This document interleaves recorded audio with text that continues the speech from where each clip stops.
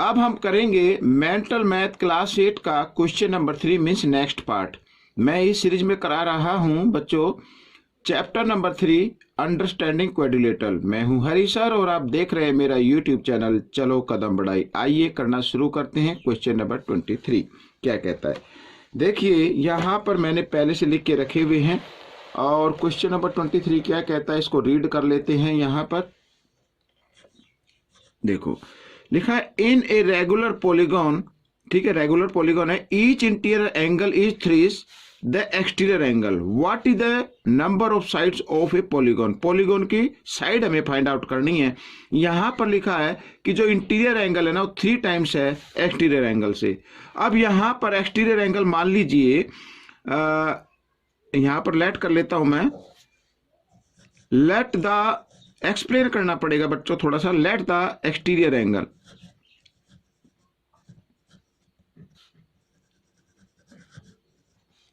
Equal to x.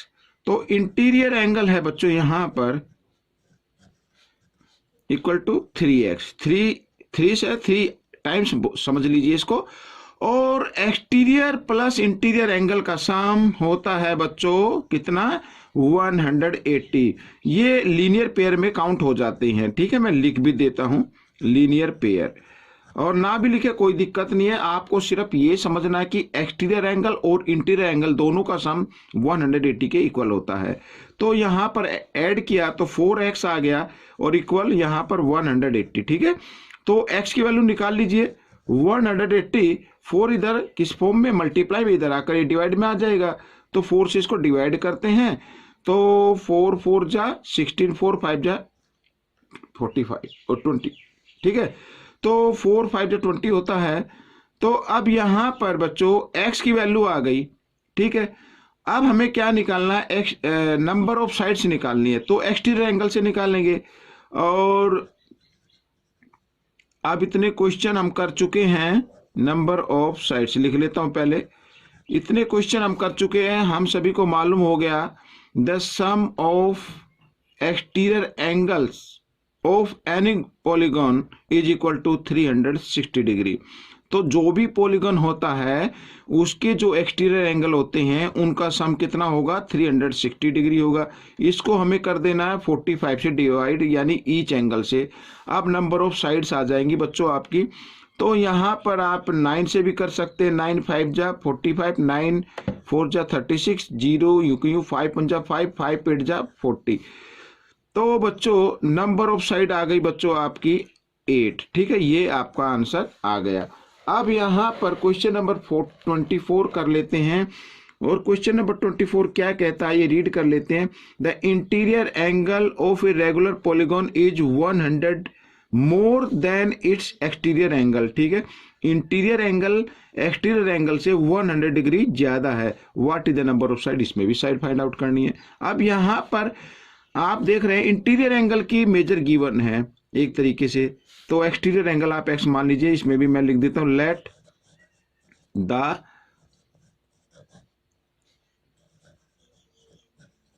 Exterior angle equal to x and interior angle more है तो exterior में ये 100 add कर देते हैं, ठीक है एक्सटीरियर एंगल में। तो ये इंटीरियर एंगल हो गया, ये एक्सटीरियर एंगल हो गया।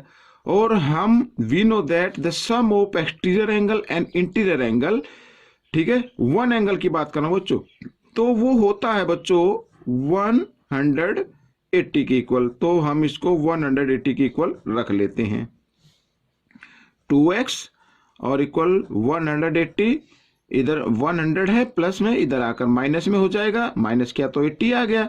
और x की वैल्यू आ जाएगी बच्चों 82, इधर मल्टीप्लाई में था, इधर आकर ये डिवाइड में आ गया, तो आ गई 40 डिग्री, ठीक है। Number of side find out करनी है। तो अब मैं जैसा कि पहले क्वेश्चन में मैंने बताया है, ठीक है, वही रूल इसमें अप्लाई करें। Number of sides, number of side, तो sum of exterior angle of any polygon 360, और इसको डिवाइड कर देना है ईच एंगल, जो एक्सटीरियर एंगल है ना उससे डिवाइड कर देना है। तो 0 से 0 4 9 जा क्या आ गया 36 आ गया, तो नंबर ऑफ साइड आ गई 9 बच्चों। ठीक है, दिस इज द आंसर। आइए नेक्स्ट क्वेश्चन कर लेते हैं। आप देखो कितने क्वेश्चन हो गए हैं इसी तरीके से। तो अब जैसा कि आपने थंबनेल में देखा है कि वो क्वेश्चन जो बार बार एग्जाम में पूछे जाते हैं, तो इसी टाइप के क्वेश्चन एग्जाम में भी आने वाले हैं, तो आप प्लीज इन्हें जरा ध्यान से देखें। देखो आगे लिखा, the interior angle of a regular polygon exceed it's exterior angle by 108। तो इसमें मोर था फर्स्ट क्वेश्चन में, यानी इससे पहले में, इसमें एक्सीड है, तो दोनों का मतलब एक ही है बच्चों। तो यहां पर हम क्या कर लेते हैं, एक्सटीरियर एंगल लेट कर लेते हैं, लेट द, इतना ही पढ़ा इतना ही कर लेते हैं, let the exterior angle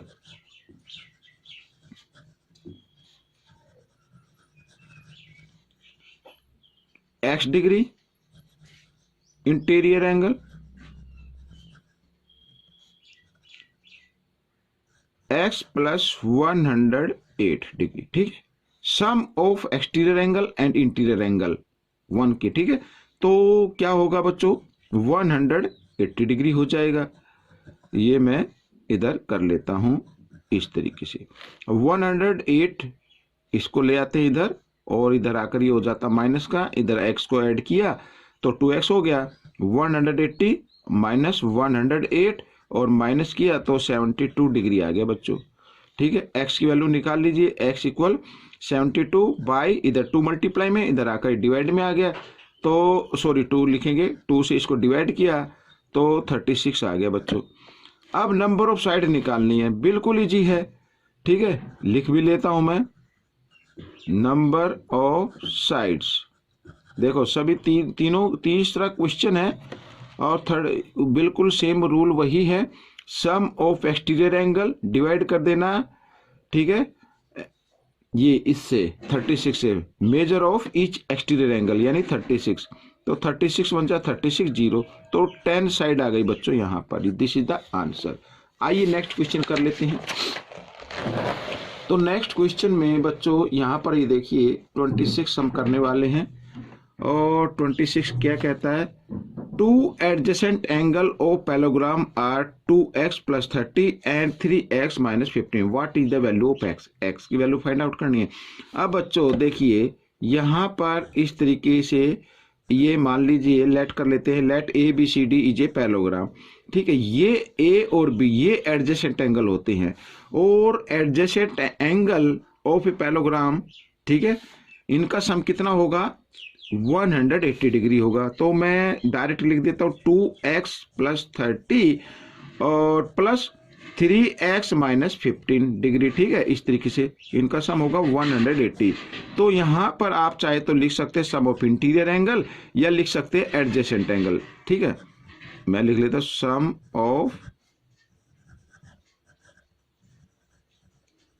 adjacent angles of parallelogram. ठीक है, ये आ गया। तो 3x और 2x होता है 5x, और यहाँ पर बच्चों इनको माइनस कर सकते हैं, 30 में से 15 डिग्री आप माइनस कर दीजिए, बड़े नंबर के सामने प्लस है तो प्लस आ जाएगा इस तरीके से। ठीक है, ये हो गया। अब प्लस 15 को ले आना इधर, इधर आकर ये हो जाता है माइनस में, तो माइनस कर देते हैं हम, और माइनस 10 में से 5 गए 5, यहाँ पे रह गया 7 में से 1 6, और ये आ गया 1 का 1। ठीक है, अब x की वैल्यू आप निकाल लीजिए, 165, 5 इधर मल्टीप्लाई में, इधर आकर ये डिवाइड में आ गया, 5 से डिवाइड कर दो, 5 3 जा 15, 5 3 जा 15, 33 बच्चों। This is the answer. Find the value of x, तो x की वैल्यू आ गई 33। आइए नेक्स्ट क्वेश्चन कर लेते हैं। तो नेक्स्ट क्वेश्चन में भी कोई ज्यादा मुश्किल नहीं है।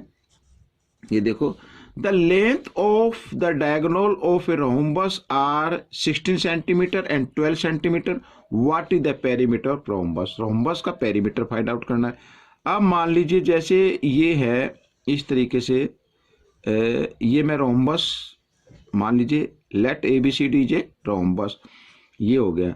ठीक है, ये ए सी और ये बी डी, ये दिस इज द डायगोनल। तो ए सी है बच्चों, इसमें मान लीजिए ये बी डी है 16 सेंटीमीटर, किसी को भी मान, और ये ए सी है कितनी 12 सेंटीमीटर, और ये यहाँ पर ओ पर बाइसेक्ट करते हैं।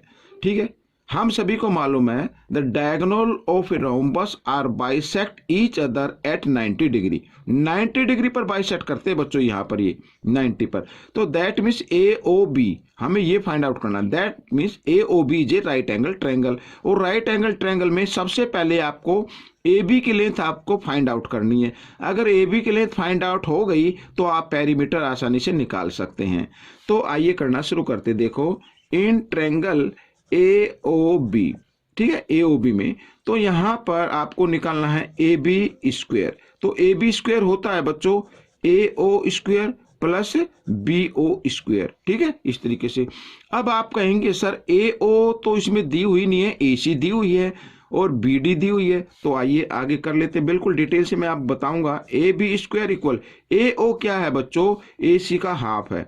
तो इस तरीके से हम लिख सकते हैं ए सी का हाफ, ठीक है, प्लस यहां पर बी ओ क्या है, ये बी डी का हाफ है, ठीक है, लिख सकते हैं इस तरीके से यहां पर।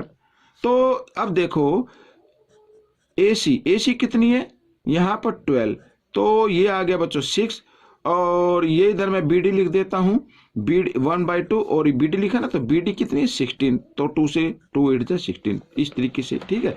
तो अब देखो ए बी स्क्वायर इक्वल यहां पर लिखेंगे 6 स्क्वायर और प्लस 8 स्क्वायर। भाई हाफ बी डी का कितना होता है, बी ओ होता है, और बी ओ 8 सेंटीमीटर है। तो अब हम ए बी स्क्वायर निकाल लेते हैं। 6 को 2 टाइम्स मल्टीप्लाई कीजिए 36, और 8 को 2 टाइम्स मल्टीप्लाई किया 64, और दोनों को हमने ऐड कर दिया तो आ गया बच्चों 100। अब यहां पर आपको निकालनी है ए बी। तो ए बी की लेंथ 100, इधर स्क्वायर था, इधर आकर स्क्वायर रूट, और 100 का परफेक्ट स्क्वायर रूट होता है 10, तो 10 सेंटीमीटर आ गई बच्चों। अब पेरीमीटर क्या होता है, पेरीमीटर होता है सम ऑफ 4 साइड्स, ठीक है, या क्योंकि रोम्बस की सभी साइड क्या होती है, इक्वल होती हैं। तो आप क्या करें, इस साइड को 4 से मल्टीप्लाई भी कर सकते हैं। पेरीमीटर ऑफ रोम्बस ये मैं लिख देता हूं, तो 4 इंटू 10 यानी 40 centimetre, this is the answer. तो इस तरीके से कर लेना है। आइए क्वेश्चन नंबर हम करते हैं 28, लास्ट क्वेश्चन है इस पार्ट का। अब बच्चों बिल्कुल इजी है, देखो यहां पर x की वैल्यू फाइंड आउट करनी है, and we know that the 4 angles of quadrilateral, दोबारा बोलता हूं, the sum of 4 angles of quadrilateral is equal to 360 degree. तो यहां पर बच्चों x plus 74 plus 105 plus 115 degree equal to 360 degree, ठीक है, ये आपकी प्रॉपर्टी होती है। तो यहां पर आइए ऐड कर लेते हैं, 5 और 5 होता है 10, 10 और 4 होता है 14 का, 4 कैरी 1, और यहाँ पर 1 और 0 और 7, 7 और 1 8 और 1 9, ठीक है, जो कैरी आया था। अब यहाँ पर 1 और 1 2, तो ये आ गया बच्चों 294 इक्वल टू 360 डिग्री, ठीक है। अब आपको एक्स की वैल्यू निकाल लेनी है, कोई दिक्कत नहीं आनी चाहिए। तो 294 प्लस है, इक्वल के साइन से लेके आओ इधर, मीन्स राइट हैंड साइड की तरफ, तो हो जाता माइनस का। और जब हम माइनस करेंगे तो माइनस करके देखो, 10 में से 4 6, यहाँ पे रह गया 5, 5 में से 9 माइनस नहीं होंगे, बोरो लिया 15, 15 में से 9 माइनस करेंगे तो आ जाएगा 6, ठीक है बच्चों, तो 66 यहाँ पर दिस इज द आंसर। तो बच्चों ये पार्ट आपका कंप्लीट हो गया है। आपको ये पार्ट कैसा लगा मुझे जरूर बताएं, इसमें से सीखकर दूसरे बच्चों को जरूर सिखाना है। मिलते हैं नेक्स्ट पार्ट में, till then keep practicing and thanks for watching this video.